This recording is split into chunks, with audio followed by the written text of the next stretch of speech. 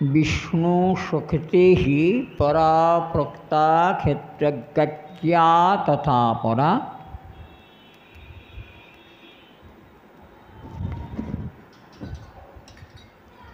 अविद्या कर्म संज्ञा तृतीय शक्तिरिष्यते।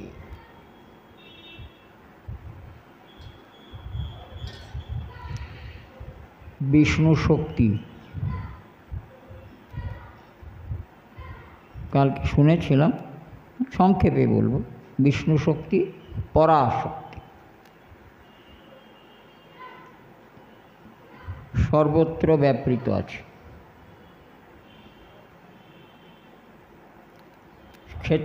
क्षेत्रज्ञा तथा परा, क्षेत्रज्ञा तथा अपरा। द्वितीय शक्तिर नाम हलो क्षेत्रज्ञ।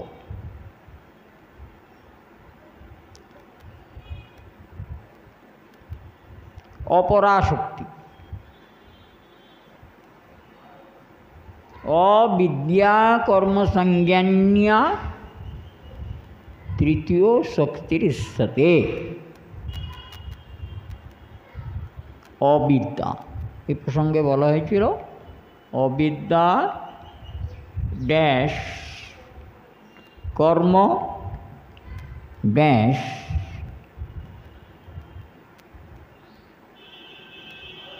माया।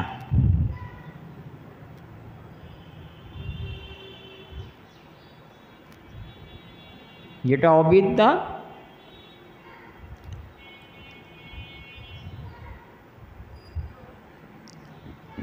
সেটাই এখানে কর্মসঙ্গীত বা মায়া। অবিদ্যা মানে অজ্ঞানতার অন্ধকার। এর আগে অনেকবার আমরা শুনেছিলাম যেখানে কখনোই কোনো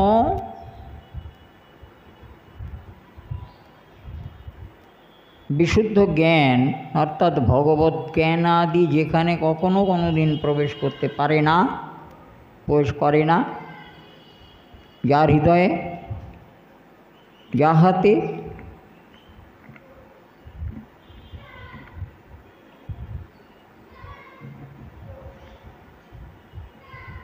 তারা অজ্ঞান বা অন্ধকার লোকের বাসিন্দা।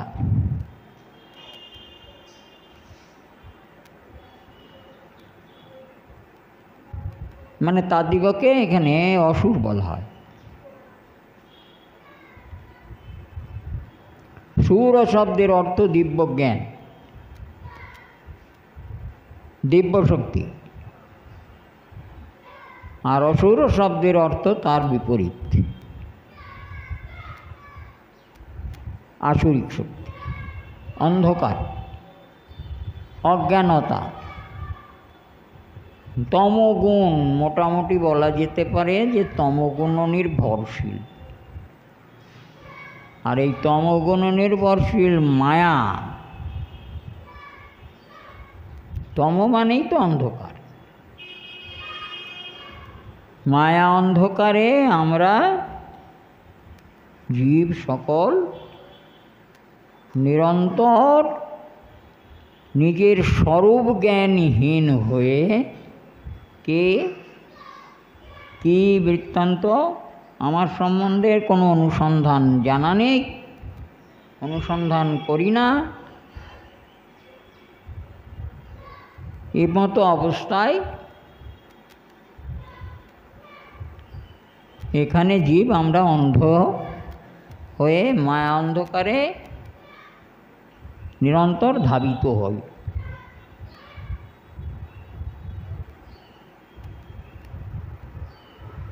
সনাতন গোস্বামীপাদের কে আমি,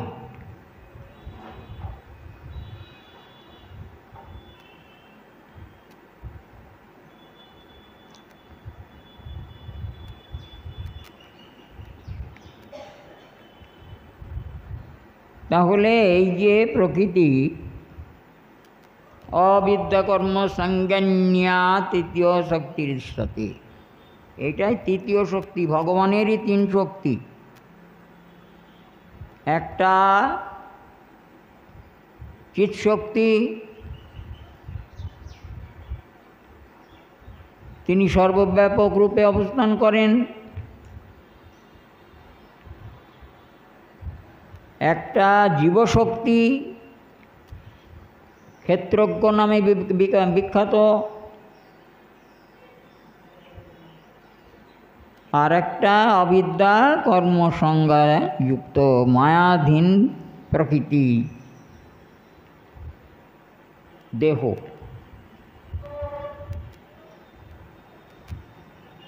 তো ক্ষেত্রজ্ঞ যিনি, তিনি এ ক্ষেত্রকে জানেন।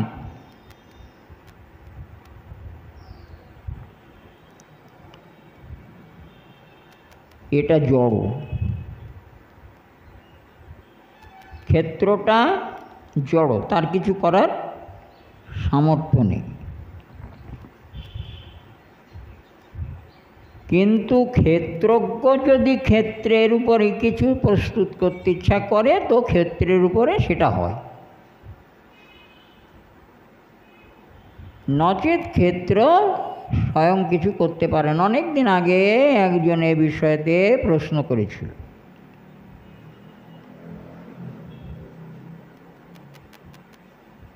যে এই প্রকৃতিতে এই গাছপালা, মনুষ্য, তৃণলতা এত সব আপনা আপনি হচ্ছে,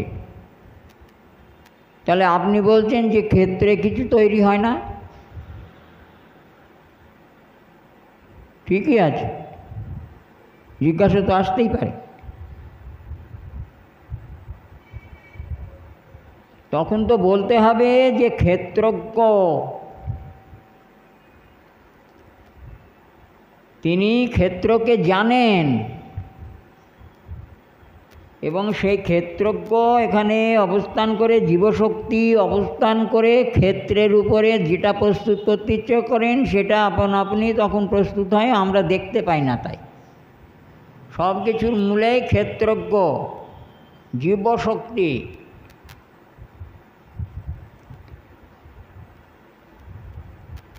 তিনি ক্ষেত্রকে জানেন, কেমন চাষ করলে কী ফসল হতে পারে, কেমনভাবে চাষ করলে ফসল ভালো হবে, সব কিছু তিনি জানেন। আর সেভাবে ক্ষেত্রকে তিনি ব্যবহার করেন, ক্ষেত্রকে চাষ করেন, ক্ষেত্রের উপরে বস্তু প্রস্তুত হয়।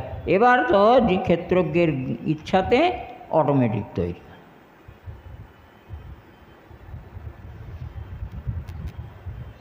গোড়া থেকে অটোমেটিক হয়নি। এই ভূমণ্ডলটা সৃষ্টির আগে জলময় হয়েছিল, সৃষ্টি শক্তি তাতে ছিল না। স্বয়ং ঈশ্বর চিৎশক্তি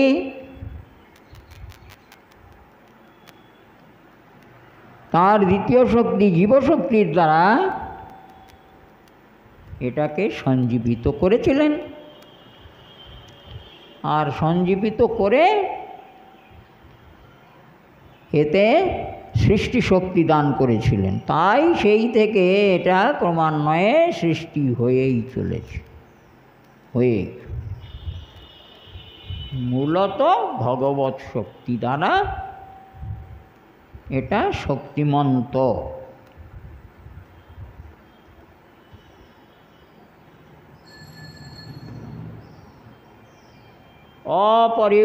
अपरिमितस्तन्नं प्रकृतिं विद्धि मे परम जीवभूतं महाबाहो या येदं धार्यते जगत्। गीता गीता गीतार কোনো শ্লোক মুখস্থ আছে আপনাদের? একটা শ্লোকও বলতে পারবেন কেউ? একটা শ্লোক, এ পাশটা। হাতা খুন্তি নাড়তে নাড়তে এমন দশা হয়ে গেছে গীতার শ্লোক মুখস্থ করে।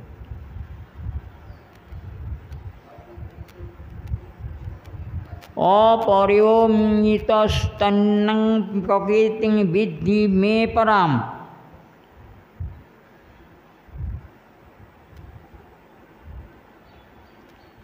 জীবভূতং মহাবাহো ইয়েদং ধার্যতে জগৎ। সপ্তম, অর্জুনকে সম্বোধন করে ভগবান শ্রীকৃষ্ণ বলেছিলেন, সপ্তম অধ্যায়ের পঞ্চম শ্লোক।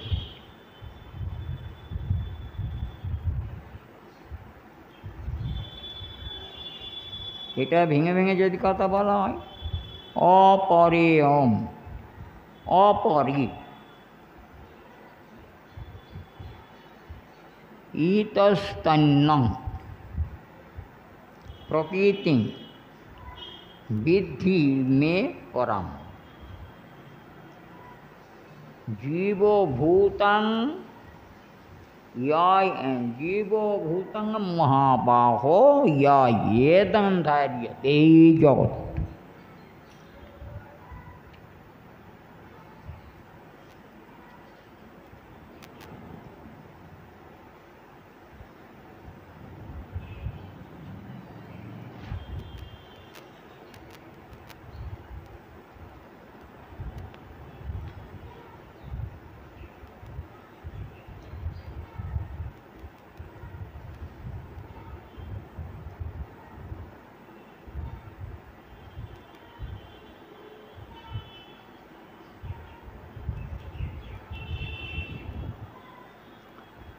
এ প্রকৃতিটা হচ্ছে নিকৃষ্ট।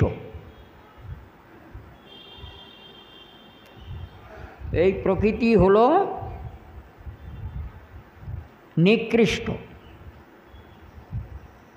শ্রেষ্ঠ নয়।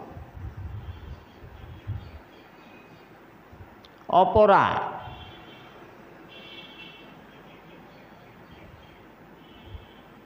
ইয়ম, এই প্রকৃতি যে অপরা নামে খ্যাত,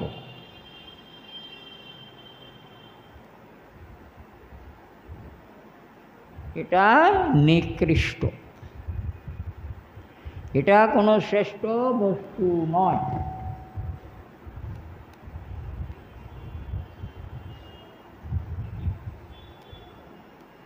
ইতো অন্যং জীবভূতাং,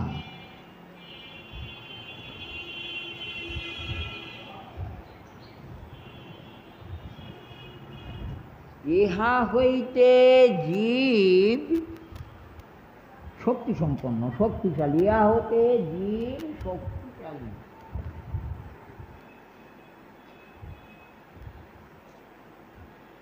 প্রকৃতি নিকৃষ্ট,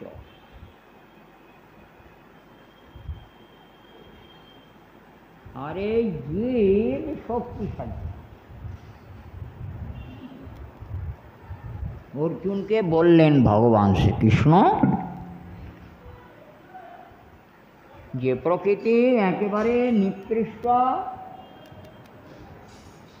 হে মহাবাহু, আর এই জীবশক্তি রূপা আমার আর একটা শক্তি আছে, তো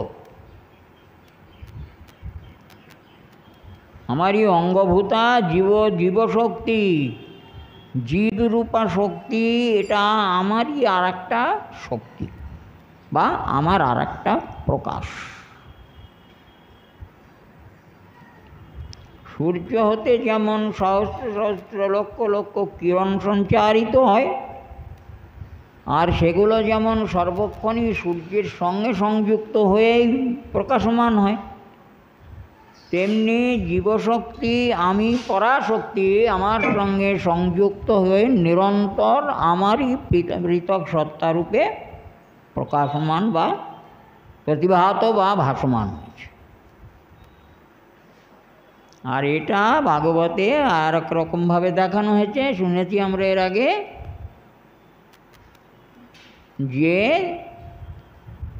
শ্বেতহংসরূপী দুই মানস সরোবরে চিরন্তন মুখোমুখি বিরাজ করত না। কথাটা শুনিন। দুই শ্বেতহংসরূপে মানস সরোবরে চিরকাল মুখোমুখি হয়ে সদা সুখী হয়ে অবস্থান করে, কেউ কারোর থেকে মুখ ফিরিয়ে নেয়। এই জন্যে কীর্তনমালার মতন জীবশক্তি পরাশক্তির সঙ্গে সংযুক্ত বা তা হতে উৎপন্ন হেতু জীব শব্দটা চিরকালই জীব রূপে বা জীবন্ত রূপে আছে। এটা প্রকৃতি তো, এর কি নিকৃষ্ট, এর কোনো শক্তি নেই, এটা মরা, সোজা কথা। এইটা মরে, জীব মরে না। আত্মারূপী যিনি আছেন আমাদের মধ্যে পরাশক্তি, তিনিও আত্মা, তিনি তো চিরন্তন। আর জীবশক্তি যে জীব এই দেহটাকে পরিচালনা করে, সে মরে না। আত্মা শক্তির সঙ্গে সূর্য আর সূর্যকিরণের মতন এক তত্ত্ব। পরাশক্তি থেকে উৎপন্ন জীবশক্তি, তাই বললেন পরাশক্তি থেকেই উৎপন্ন এই জীবশক্তি। এবার জন্যে ভগবান বললেন যে আমার একটা শক্তি আছে জীবশক্তি রূপা, আমার অন্য একটা শ্রেষ্ঠ শক্তি আছে জীবশক্তি রূপা।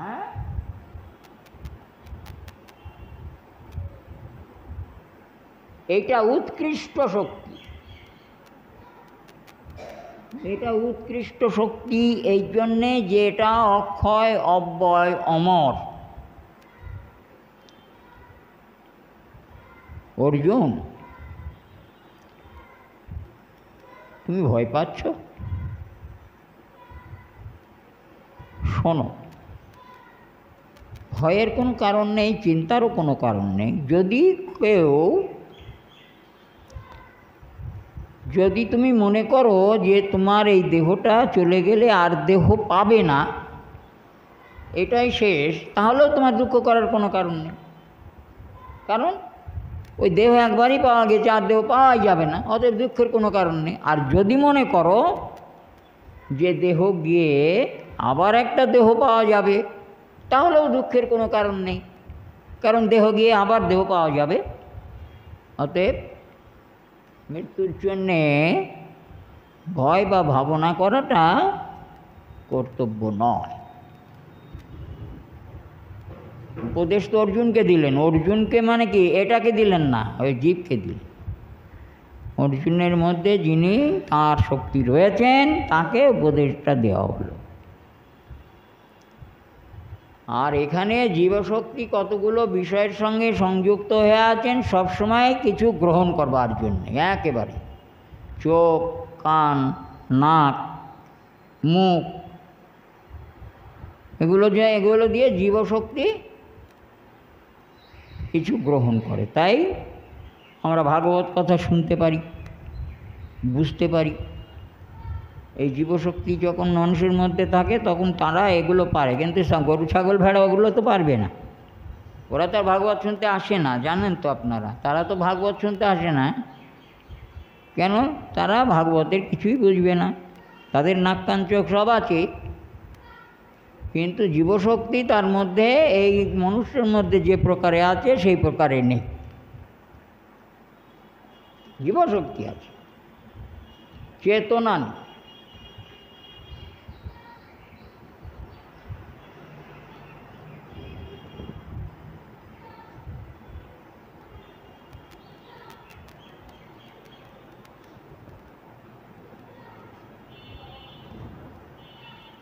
আর এই জীবশক্তি ধার্যতে জগৎ, এর দ্বারাই উৎকৃষ্ট প্রকৃতির দ্বারাই এই জগৎ ধারণ করিয়াছি বা ধারণ করে আছে। জীবশক্তি না থাকলে জগৎ ধারণ হয় না।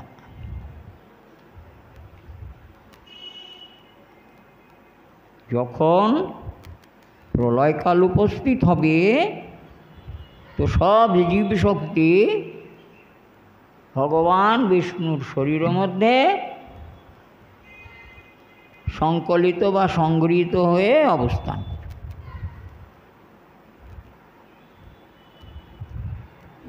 তখন এই প্রকৃতি, জড় প্রকৃতি জলমগ্ন হয়ে যাবে। এই পৃথিবীটা একটা গোবরের তালের মতন হয়ে যাবে। একটা গাভী যেটুকু মলত্যাগ করে এই পৃথিবীটার ততটুকু আকার হয়ে যায়।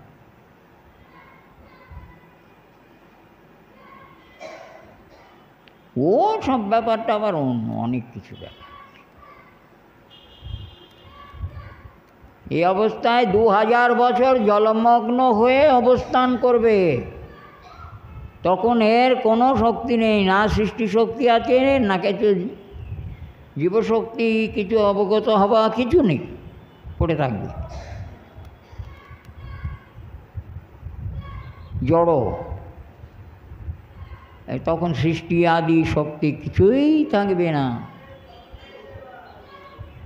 ও জড়মাত্র হয়ে জলমগ্ন হয়ে পড়ে থাকবে 2000 বছর। প্রলয়কালের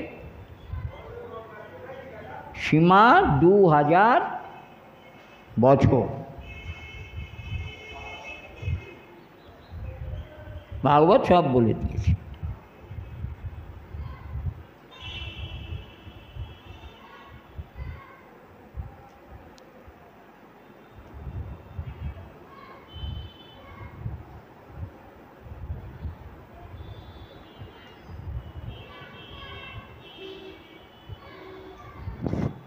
কৃষ্ণ ভুলি সেই জীব অনাদি বহির্মুখ, অতএব মায়া তারে দেয় সংসার দুঃখ। কৃষ্ণ ভুলি সেই জীব অনাদি বহির্মুখ। অনাদি, আদি বলেননি, বলেছেন অনাদি বহির্মুখ। সৃষ্টির থেকে, যার থেকে সৃষ্টি হয়েছিল জীব, সেই কাল থেকেই বহির্মুখতা দোষপ্রাপ্ত হয়ে জন্মেছে, সৃষ্টি হয়।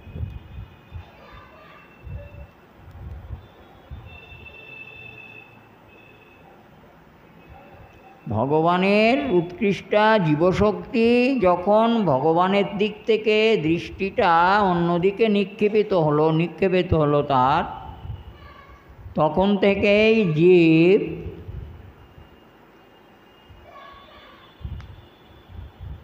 মায়াবদ্ধ হয়ে গেল। যার সঙ্গে চিরকাল সম্পর্কযুক্ত হয়ে চিরসুখী হয়ে অবস্থান করছিল, তাকে হারিয়ে ফেল। কিন্তু হারিয়ে ফেললে কি হবে? তাকে ছাড়া তো জীবের চলবে না। তাই জীব বহির্মুখ দোষ প্রাপ্ত হয়ে যেখানে যেখানে যে যে শরীরে প্রবেশ করে, পরাশক্তি আত্মারূপী ভগবান ওনারও যেতে হয়, নাহলে জীবের ভোগ হবে। অনেক জটিল কথা। বোঝা এবং বোঝানো দুটোই বোঝা, বুঝতে পেরেছেন?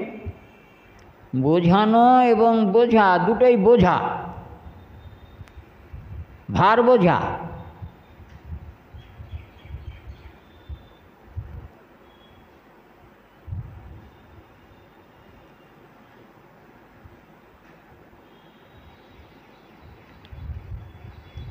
এখন কৃষ্ণ বলেই সেই জীব অনাদি বহির্মুখ। আরে কৃষ্ণ ভুলল কি করে?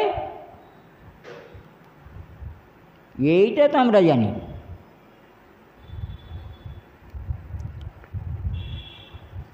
কৃষ্ণ ভুলল কি করে? কি বলেন ঠাকুর এখন তা আমি জানি না। কৃষ্ণ কি করে ভুলল দেখুন।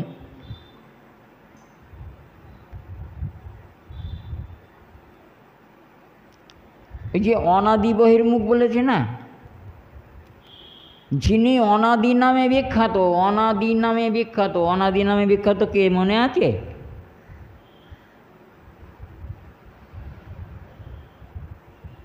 কারণসাই নারায়ণ, তিনি অনাদি নামে বিখ্যাত, যিনি রাধারানীর পুত্র।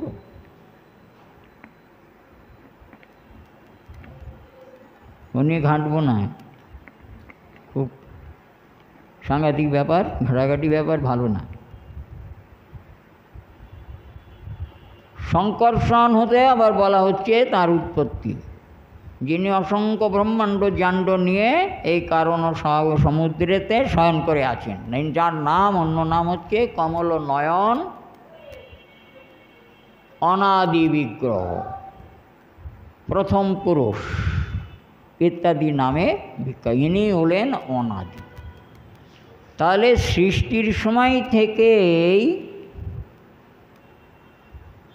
জীব অনাদি বহির্মুখ হয়েছে কি করে? এখন এই কথাটা যদি আমাকে ভেঙে কথা বলতে, আমি নিজেই যখন বুঝি না, আমার আন্দাজে এলোমেলো কথা বলতে হবে। জগতে তো অনেক পণ্ডিত লোক আছেন, অনেকে হয়তো এ কথা শুনবেন, তারা বলবেন তোমার হয়তো কথাটা ঠিক হয়নি। শুনুন, জগৎ আজকে থেকে সৃষ্টি হচ্ছে না, আর আজকে থেকে প্রলয় হচ্ছে না। কেমন? যেমন ব্রহ্মা একজনা জন্মাননি, কত জন্মেছে কত মরেছে, তাই না? ব্রহ্মা একজন না তো, লক্ষ লক্ষ ব্রহ্মা জন্মেছে, লক্ষ লক্ষ ব্রহ্মা মরে গিয়েছে। এই যে অনন্ত ব্রহ্মাণ্ড সকল ওই বিরজাতে ভাসছে,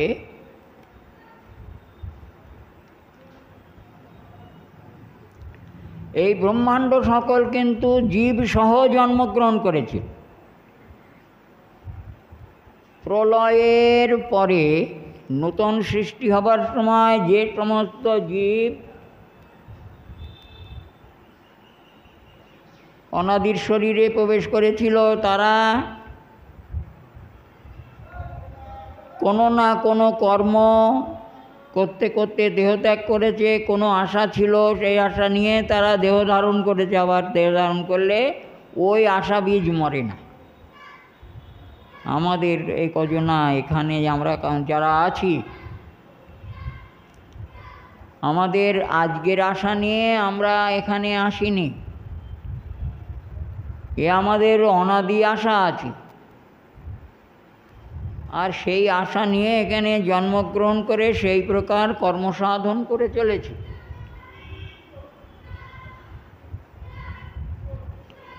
তার মধ্যে যে সমস্ত জীব কখনো হরিপাদপদ্ম শরণে গতি পায়নি, মায়াধীনত হয়ে নিরন্তর মায়া কর্মসাধন করতে করতে দেহত্যাগ করে, আবার সেই সকল আশা, ছোট ছোট আশাগুলো নিয়ে আবার সে দেহ ধারণ করে, এরকম করে কালের পর কাল, বিবর্তনের পর বিবর্তনে এইভাবে দেহ ধারণ করে চলেছে, কখনো আশাগত হচ্ছে না।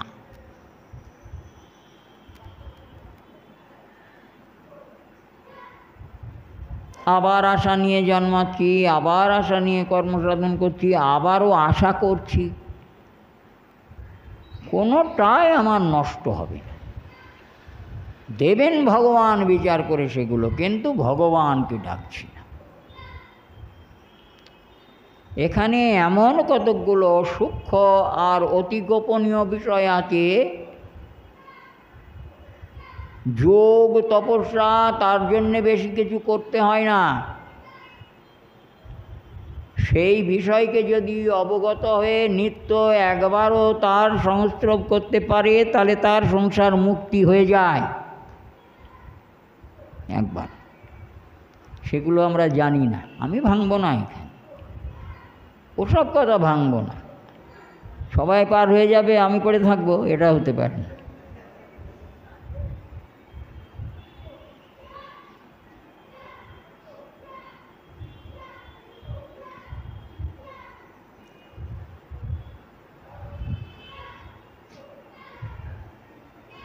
সামান্য আশ্রয়ের মাধ্যমে জীব সংসার মুক্ত হয়ে যেতে পারে, এটা নিত্য করতে হবে। একবার একটুখানি করলেই হবে, নিত্য নিয়ম করে করে যেতে হবে।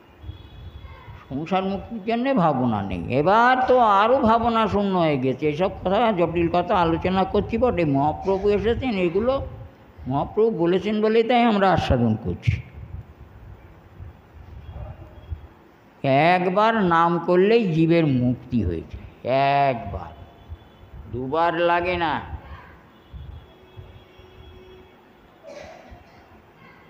হুম?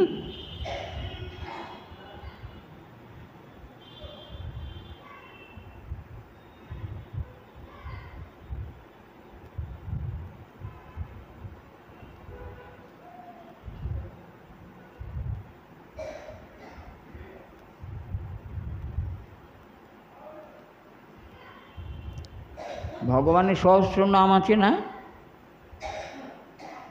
সহস্র নামানি ত্রিরাবৃত্ত্যা তু যৎ ফলম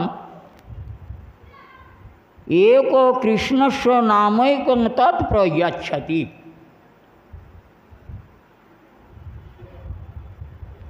আবার যদি বলি যে রাম নাম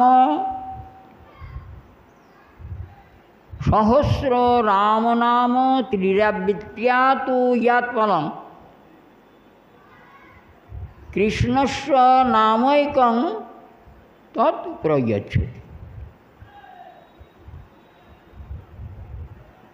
সহস্র নাম রাম নাম উচ্চারণ করলে 3 বার, রামের 1000 নাম 3 বার উচ্চারণ করলে যে ফল লাভ হয়, একবার হরে কৃষ্ণ বললে সে ফল লাভ। ভগবানের সহস্র নাম, অষ্টোত্তর সহস্র নাম 3 বার উচ্চারণ করলে যে ফল লাভ হয়, একবার কৃষ্ণ নাম করলে সেই ফল লাভ হয়। মহাপ্রভু এমন মহাদুর্লভ রত্ন শ্রীহরিনাম দিয়ে গিয়েছে। তো ওটা তো পরের কথা, ওটা তো নিয়ে আলোচনা হচ্ছে না এখন। এখন যেটা হচ্ছে সেটাই শুনতে হয়। এ প্রকারে জীব বারবার কর্মফল কর্ম আশা নিয়ে নিয়ে জন্মায়, মরে, প্রলয়েতে বিষ্ণু শরীরে থাকে। প্রলয়ের পরে যখন সৃষ্টি হয় তখন আবার যে আশা নিয়ে গিয়েছিল সেই আশা নিয়েই আবার এসে আবার। তাই জীবের, আমি বলছি না, ভাগবত খুঁজতে হবে, শ্রীমদ্ ভাগবত খুঁজতে হবে, আমার কোনো কথা নেই।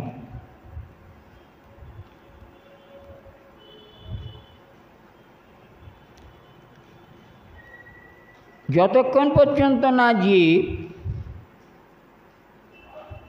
কোনো সৌভাগ্য বলে, এটাই বলতে হবে, সৌভাগ্য তো কত রকম আছে না, কোনো সৌভাগ্য বলে ভগবৎপাদ পদ্মে মতি না জন্মাবে ততক্ষণ পর্যন্ত জীব এই অনাদি বহির্মুখ হয়ে এখানে অবস্থান, কখনোই তার কৃষ্ণমতি জন্মাবে না।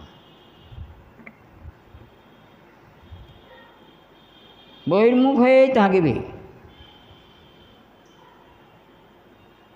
আর তার জন্যে কি হবে না, মায়া তারে সংসার করার দুঃখ দেবে। সংসারে থাকা কত সুখ দেখতে পাচ্ছেন তো, গায়ে ছাল চামড়া উঠে যাওয়ার অবস্থা হয়েছে গরমে। সংসার করা কি সুখ বুঝতে পারছেন? এখানে কি আছে? মহারৌরব, এখানে রৌরব যন্ত্রণা ভোগ করছি আমরা নিরন্তর।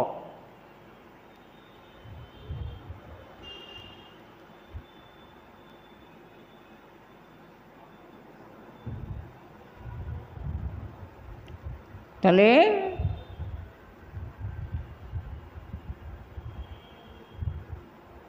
জীব কৃষ্ণ ভুলি সেই জীব অনাদি বহির্মুখ, অতএব মায়া তারে দেয় সংসার দুঃখ দিচ্ছে। কবু স্বর্গে উঠায়, কবু নরকে ডুবায়। কালকের প্রশ্নের উত্তর। দণ্ডজনে যেন রাজা নদীতে চুবায়। কবু স্বর্গে উঠায়, কবু নরকে ডুবায়। দণ্ডজনে যেন রাজা নদীতে চুবায়। পাপ এবং পুণ্য ফল, পাপ পুণ্য 2 কর্ম। পাপ কর্মের দ্বারা নরক গতি, পুণ্য কর্মের দ্বারা স্বর্গগতি। এর কোনো জায়গায় কৃষ্ণ ভক্তি লাভের কোনো সম্ভাবনা নেই। পাপ এবং পুণ্য কর্ম এর মধ্যে কোথাও কৃষ্ণ ভক্তি সম্পর্ক নেই। পুণ্য করলে স্বর্গে যায়, সুখভোগ করে, পুণ্য ক্ষয়ে আবার এইখানে এসে জন্ম। এটা হচ্ছে মধ্যপথ, মানে এটা কি বলবো, স্টেশন। মর্ত হলো স্টেশন, স্বর্গ আর নরকের মাঝখানে। স্বর্গে সুখভোগ করবার পর স্টেশনে আবার আসবে। স্টেশন মানে কি জানেন তো? স্টেশনের বাংলা অর্থ হলো আড্ডাখানা। আড্ডাখানা।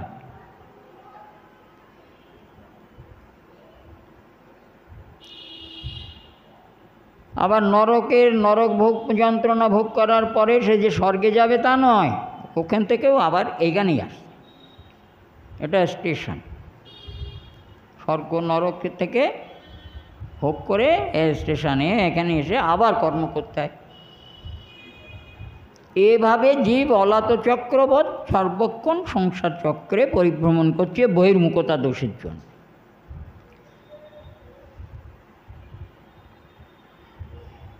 এর কোনো জায়গায় কৃষ্ণ ভক্তি লাভের সম্ভাবনা নেই, কিন্তু স্টেশনে আসলে এখানে কৃষ্ণ ভক্তি লাভ করার সম্ভাবনা আছে।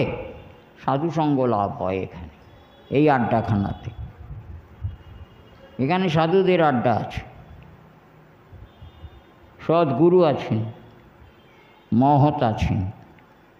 যদি কোনো জীব কোনো ভাগ্য বলে তাদের সংস্রব লাভ করতে পারেন, তাহলে তারা তখন ধন্যাতি ধন্য হতে আরম্ভ করে দেন। তো বলছেন যে এটা কেমন, স্বর্গে ওঠা নরকে ডুবানো, এটা কীরকম না, রাজা যেমন দণ্ডজনকে নদীতে নিয়ে গিয়ে ওই যারা বলবান তাদের দিয়ে গলা চেপে ধরে নদীর মধ্যে চুবিয়ে ধরে, যখন ছটপট করে জলের মধ্যে দম ফিরিয়ে যাওয়ার মতন, তখন উঁচু। আবার খানিকক্ষণ দম টম নিয়ে যখন একটুখানি বাঁচলাম বলে মনে হয়, তখন আওয়াজ। এই সংসার চক্রেতে আমরা কখনো একটু নেই তৃণফুলের মধুর মতন একটু সুখ পাই। ঘাসের ফুলের মধু কত আছে, মৌচাক হবে একটা ঘাস ফুলের মধু দিয়ে মৌচাক তৈরি হবে। একটু সুখ ভোগ, সামান্য, মানে তুচ্ছ।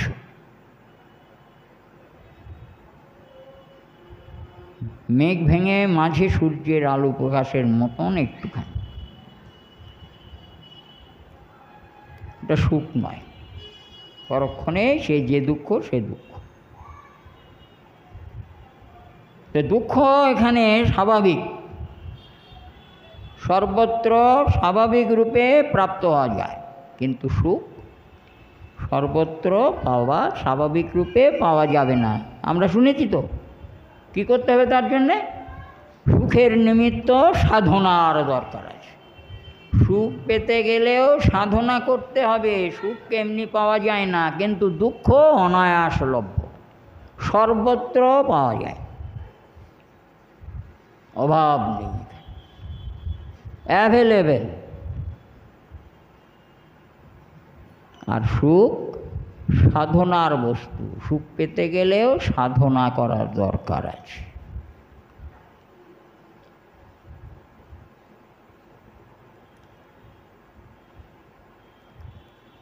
ভয়ং দ্বিতীয় অভিনিবেশতস্যাৎ ঈশাত অপেত্যস্য। শ্রীমদ্ভাগবতে একাদশে বর্ণিত আছে। দ্বিতীয়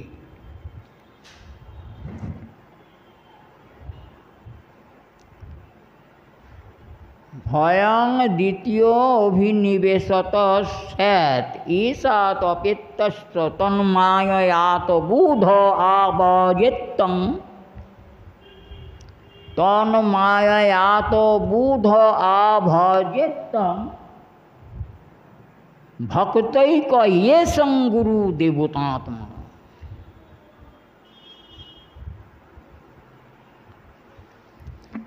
ওরে বাবা রে, গেলাম রে, মলাম রে, ওরে বাবা রে, লেগেছে রে,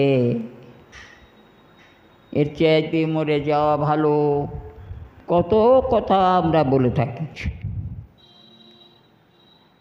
কেন ভয় হয়? সনাতন গোস্বামী পাদ যে জিজ্ঞাসা করেছেন, কেন মরে যায় তাপত্রয়? দ্বিতীয় অভিনিবেশ থেকেই এসব কিছু হয়ে থাকে। দেহে আমিত্ব আরোপ, দেহের উপরে আমিত্ব আরোপ করার নিমিত্ত এই সকল ভোগগুলো হয়ে থাকে।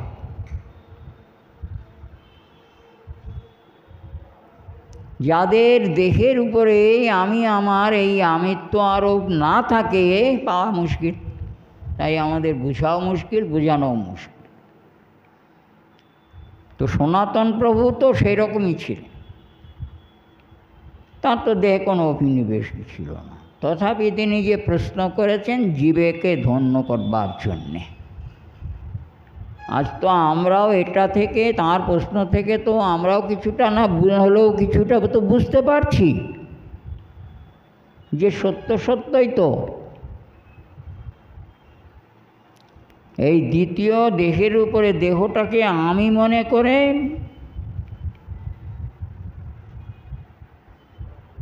এর উপরে আমিত্ব আরোপ করার জন্যে আমাদের ভয় হয়। কেন? এইটা তো মৃতই আছে, জীব ছেড়ে চলে গেলে তো সে মৃতই হয়ে যাবে। এখন চলছে জীবের জন্য।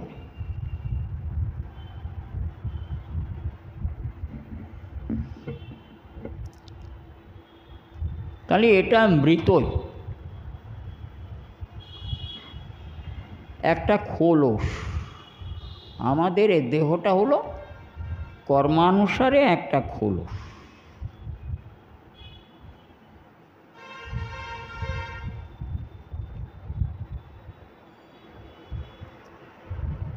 এই খোলস নিয়ে টানাটানি করছে। জীবের তো মৃত্যু নেই, তথাপি সে মনে করছে যে আমি মরে যাব। একে ভাঙতে গেলে আমাকে অনেক চিন্তা ভাবনা করে কথা বলতে হবে, অনেক কথা। এসব নিয়ে আমি আগে অনেক আস্বাদন করেছি। এখন বয়স হয়ে যাচ্ছে, আস্তে আস্তে সবই বিস্মৃতির গর্ভে চলে যাবে।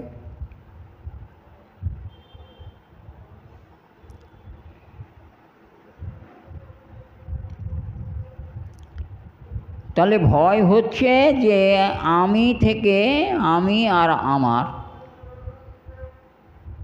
যেটা আমার বস্তু সেটার উপরেই আমিত্ব আরোপ, অর্থাৎ এই দেহের উপরে আমিত্ব স্থাপন করার জন্যেই এই দেহের যেহেতু পরিণতি হয়, সেহেতু মৃত্যুর সম্পর্কে আমাদের জ্ঞান আছে, চোখে দেখি, তাই ভয় হয় আমিও মরে যাব।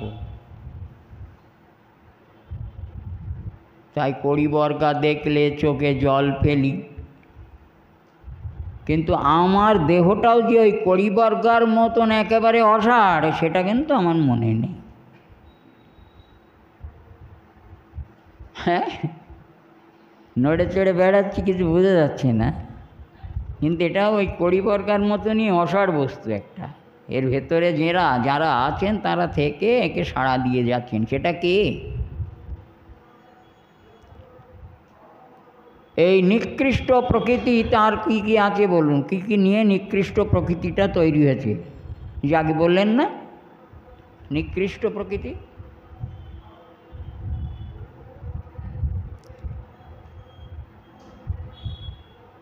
এটা 8টা বস্তু দিয়ে তৈরি, 8টা বস্তু দিয়ে নিকৃষ্ট প্রকৃতিটা তৈরি হয়েছে। ক্ষিতি, অব, তেজ, মরুদ, বোম, মন, বুদ্ধি, अहंकार इति अष्टधा प्रकृति। ক্ষিতি, অব, তেজ, মরুদ, বোম, মন, বুদ্ধি, অহংকার এতি অষ্টধা প্রকৃতি। এরা নিকৃষ্ট। এই 8টা বস্তুকে অষ্টধা প্রকৃতি বলা হয়। এরা জড়, নিকৃষ্ট। যেটা বলেছেন, আমি কিছু বলছি না, এইভাবে এখানে যেখানে বলে যা বলেছেন সেখানে তাই বলতে হবে, অন্য ব্যাখ্যা করা যাবে না।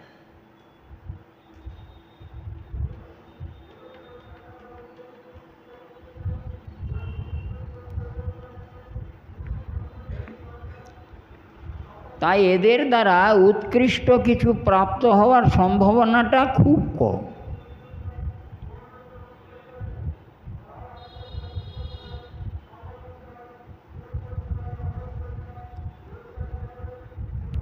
এই অষ্টধা প্রকৃতি জড়,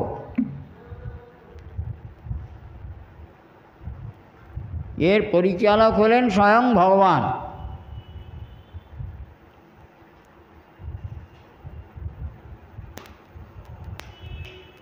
যা কিছু আছে সব কিছু আছে, কিন্তু যদি ভগবান বেরিয়ে চলে যান তাহলে আর কোনোটাই কাজ করবে।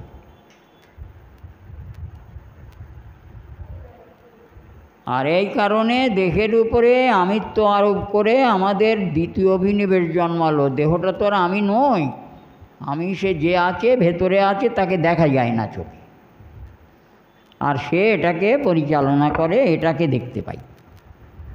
তাই এর উপরে না দেখতে পেয়ে থাকে, এর উপরে আমরা আমাদের আমিত্ব যাবৎ কিছু সব স্থাপন করি। এর সুখ দুঃখ ভালো মন্দ, সুখ অসুখ সমস্ত কিছু আরোপিত হচ্ছে এর উপরে। আর এটাই আমরা বলি আমার এই হয়েছে, আমার তা হয়েছে, আমার বলছি ঠিকই, কথা মিথ্যে কথা বলে না, কিন্তু আমার কে তা আমরা জানি না। কে বলল আমার? তাহলে যার এই দেহের উপরে অধিকার আছে সে আমার বলে কি? আপনার বাড়িতে একটা কুমড়ো গাছ লাগিয়েছেন, তাতে একটা কুমড়ো হয়েছে, আপনার বাড়ির ওই কুমড়োটার অধিকার কার? আপনার তো। তাহলে আপনি কি বলবেন? এটা আমার কুমড়ো গাছে কুমড়ো, আমার গাছে, তাই তো? কে বলল?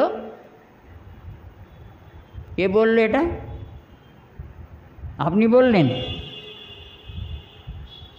আমার বলতে যে পারে সে বাইরে নেই, তারে দেখতে পাবেন না। এইখান দিয়ে এই গলার স্বর দিয়ে সে আমার বলে দিল। আর একটা কানেকশান থাকার জন্যে